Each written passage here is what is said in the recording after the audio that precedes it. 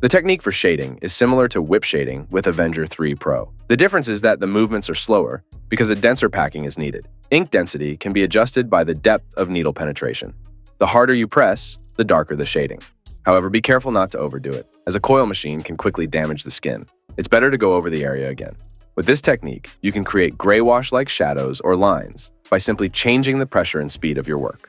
Egor prefers a coil machine for this task because it has a sharp hit and is easy to work with, whereas a rotary machine requires more pressure and effort.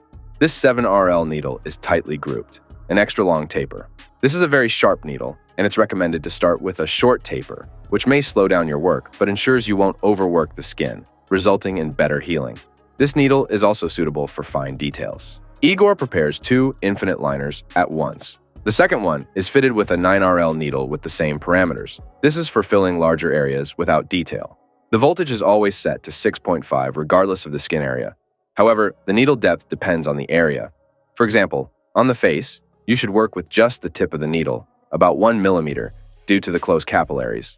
On the shoulders, you can go deeper, around 3 millimeters, because the skin layer is thicker. Also, since skin types vary, you need to determine the acceptable depth within the first 5 to 10 minutes of work. Egor isn't using a classical lining technique when the line thickness is determined by the number of needles in the grouping. Instead, he is building a line. With the same needle, he draws the sides of the line and fills it in, or he shades the line as if he had a pencil.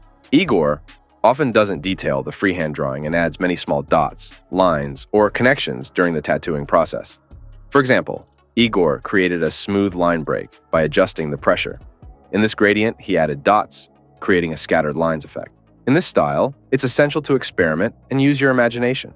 Start with the main lines, and then add the desired textures. Proper skin stretching is crucial, especially in areas like the armpits and neck, where you need to stretch the skin hard and work slightly slower.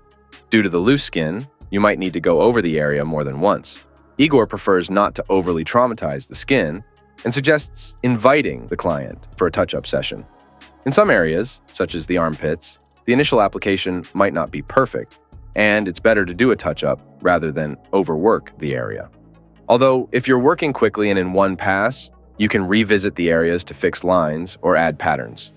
Coil machines can also be used for whip shading. For this, you need to barely touch the skin and stretch the dots with quick sweeping motions. Tilt the machine at 40-60 degrees in the direction of movement. The harder you press, the more pigment is deposited onto the skin, creating a darker shadow and defining the gradient direction. As you noticed, this style often includes additional elements like dots and webs. Use them to cover imperfect lines or shadows and fill gaps.